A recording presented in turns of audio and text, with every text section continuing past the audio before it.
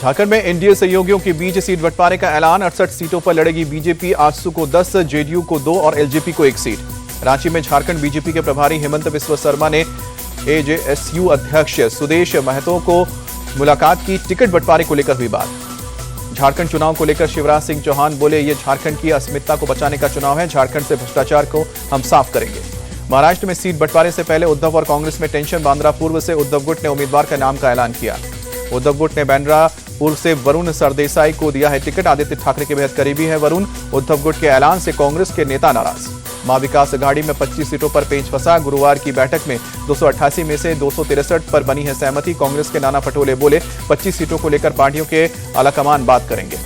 Seat बंटवारे को लेकर संजय राउत ने कांग्रेस पर बोला हमला। कहा कि महाराष्ट्र कांग्रेस फैसले लेने में सक्षम नहीं है, हर चीज के लिए आलाकमान को क्यों परमिशन। संजय राउत बोले, सीट शेयरिंग पर सीधे राहुल गांधी से बात होगी। उद्धव गुट और शरद पवार के बीच विवाद नहीं है, कुछ सीटों को लेकर कांग्रेस से मतभेद है। संजय राउत ने चुनाव आयोग और सुप्रीम कोर्ट पर साधा निशाना। कहा कि ये दोनों भी नहीं है तरहस्त, दोनों को भाजपा की बी, सी और डी टीम बताया। महाराष्ट्र की शिंदे सरकार ने लाडली बहना योजना के प्रचार प्रसार पर 200 करोड़ रुपए खर्च किए। आरटीआई में हुआ खुलासा। लाडली बहना योजना के तहत महाराष्ट्र सरकार महिलाओं को देती है प्रतिमाह 1500 रुपए। सरकार ने योजना के लिए प्रतिवर्ष 46,000 करोड़ का रखा है बजट। नायब सिंह सैनी ने हरियाणा के मुख्यमंत्री के रूप में संभाला कार्यभार। कल पंचकुला में हुआ था शपथ ग्रहण समारोह। चंडीगढ़ में हरियाणा सिविल सचिवालय में सीएम सैनी ने कैबिनेट की बैठक की। मिठाई खिलाकर मंत्रियों को शुभकामनाएं भी दी। चंडीगढ़ में हरियाणा सिविल सचिवालय में सीएम नायब सिंह सैनी को गार्ड ऑफ ऑनर दिया गया। कल दूसरी बार सीएम पद की शपथ ली थी। जम्मू कश्मीर की नई सरकार में विभागों का बंटवारा हुआ। डिप्टी सीएम सुरेंद्र चौधरी को खनन, वाणिज्य और कौशल विकास मंत्रालय मिला। सतीश शर्मा को खेल और पर्यावरण विभाग, सकीना इटू को स्वास्थ्य और शिक्षा विभाग, जावेद राणा को जल शक्ति और वन, जावेद अहमद डार को कृषि, बिजली और पंचायती राज विभाग मिला। मुख्यमंत्री मुख्तार अंसारी के विधायक बेटे अब्बास अंसारी को मनी लॉन्ड्रिंग के मामले में सुप्रीम कोर्ट से मिली है जमानत। चित्रकूट जेल में अवैध मोबाइल रखने के मामले में मिली है जमानत। गैंगस्टर के मामले में जमानत नहीं मिलने की वजह से फिलहाल जेल में रहेगा अब्बास अंसारी। गैंगस्टर मामले में जमानत के लिए सुप्रीम कोर्ट ने हाई कोर्ट में याचिका दाखिल करने को कहा। भवानी रेवन्ना को सुप्रीम कोर्ट से मिली राहत। कर्नाटक के चर्चित सेक्स स्कैंडल में फंसे जेडीएस नेता प्रज्वल रेवन्ना की मां और भवानी रेवन्ना को कर्नाटक हाईकोर्ट से मिली है जमानत, पर सुप्रीम कोर्ट की रोक नहीं। कर्नाटक हाईकोर्ट के आदेश के खिलाफ कर्नाटक एसआईटी की याचिका सुप्रीम कोर्ट से खारिज हुई।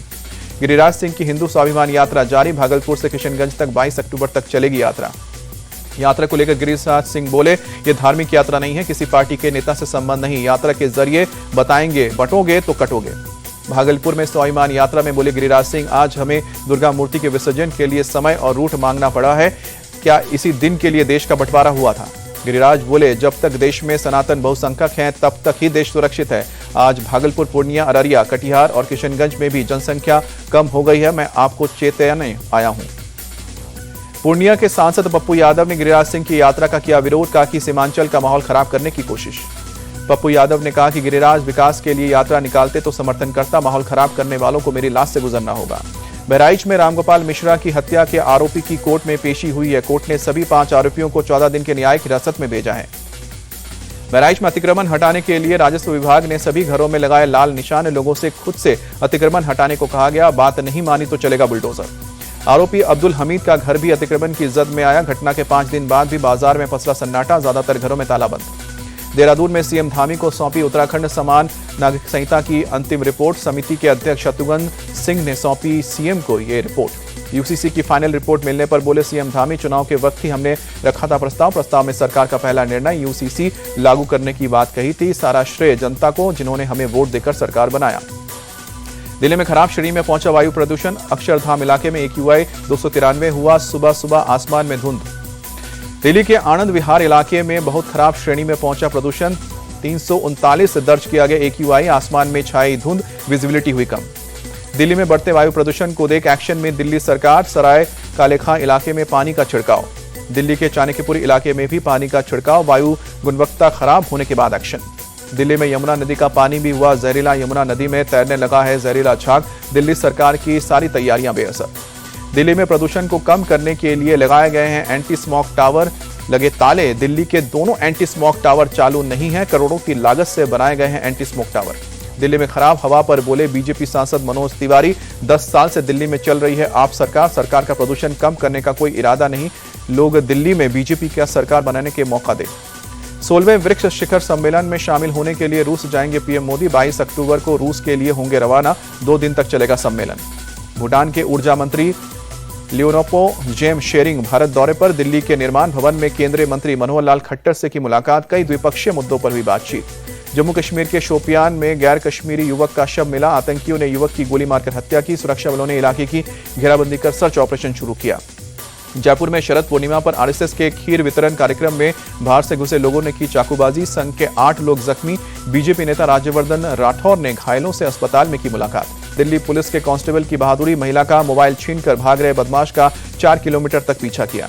ऑटो में भाग रहे बदमाश का कांस्टेबल यशपाल ने दौड़ते हुए किया पीछा। आखिरकार कांस्टेबल के हत्थे चढ़े अपराधी स्नैचिंग की कई वारदातों को अंजाम दे चुका है।